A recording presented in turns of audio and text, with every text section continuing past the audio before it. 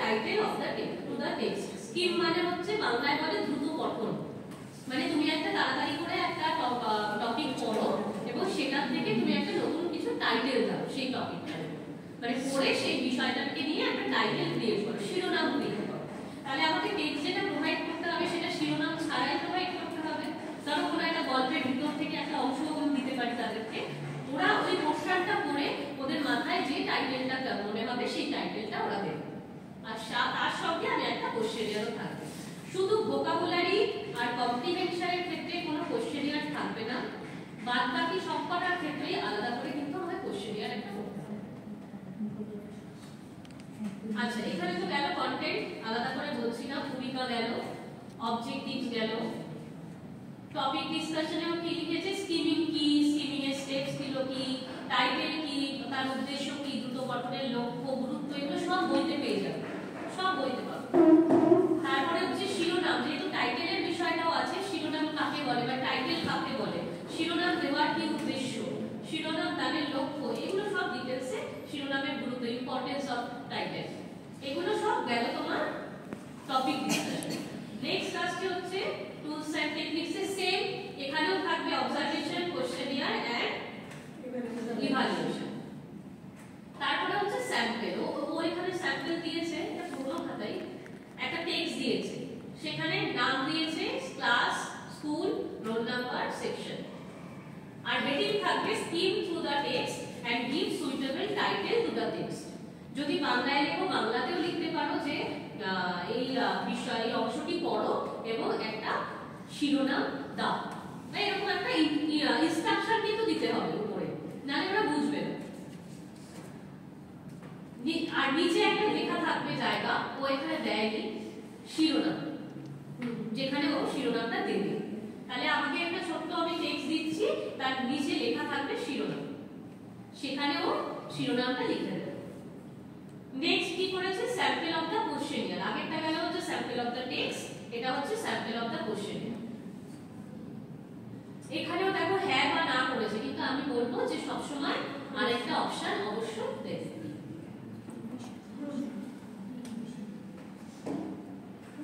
এবার data collection যেটা বললাম, যে কোন স্কুলে গিয়েছিলাম, কিভাবে পড়েছি, আমি ওদেরকে প্রথমে দিয়ে দিয়েছি 15 মিনিট টাইম দিয়েছি, তার মধ্যে ওরা নিজেরা একটা টাইটেল ক্রিয়েট করে আমাকে দিয়েছে, কোন ক্লাসের জন্য কাজটা করেছি, এটা তোমরা পয়েন্ট করেও লিখতে পারো বা এমনি থরলিও লিখতে পারো।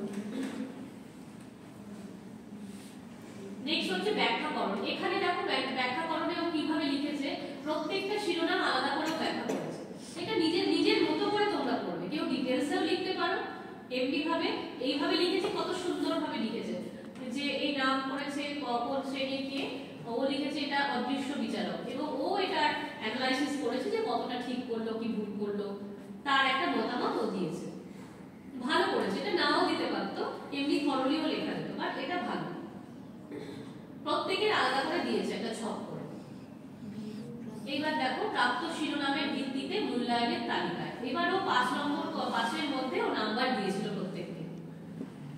শিরোনামের জন্য তো আমি 10 নাম্বার দিতে পারি না, পারি কি একটা শিরোনাম দেওয়ার জন্য, তাহলে আমি 5 নম্বর দিতে পারি, বা আমি গ্রেডও দিতে পারি, এটা নিজেদের মতো করে।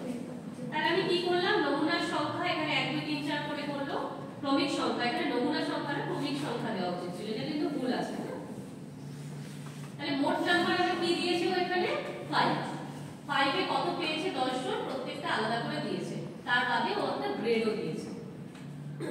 এবার এটারই একটা ও কিন্তু গ্রাফিক্যাল রিপ্রেজেন্টেশন করেছে, এবং টেবিল নাম্বার 1 এ আবার এটা হচ্ছে তোমার প্রশ্নপত্রের অনুযায়ী ও একটা টেবিল করেছে, সেইটারও একটা গ্রাফিক্যাল রিপ্রেজেন্টেশন করেছে। তার মানে যাই আমি কাজ করি তার একটা টেবিল থাকবে, এবং টেবিলের রেসপেক্টে কিন্তু আমার একটা গ্রাফিক্যাল রিপ্রেজেন্টেশন অবশ্যই থাকবে।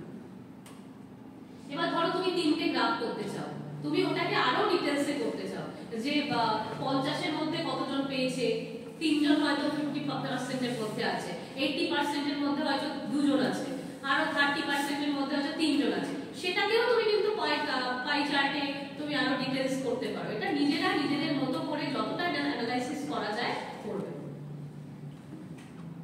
এবার হচ্ছে অনুসন্ধান, এটা থরলি লিখেছে, আমি বলবো সবসময় পয়েন্ট করে লিখতে। পয়েন্ট করে দেবে।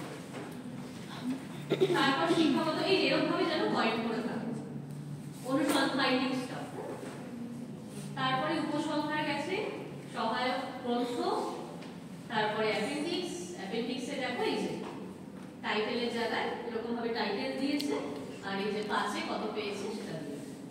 তারপরে কোশ্চেনিয়ারেও দেখো হ্যাঁ এর জন্য 2 মার্কস, আবার না এর জন্য ধরেছো 1, তাহলে 2 2 2 2 সবকটাতেই 2 পেয়েছে। এরকম ভাবে তুমি আউট অফ কত হলো 20 তে সেই মার্কসটাও এখানে দিতে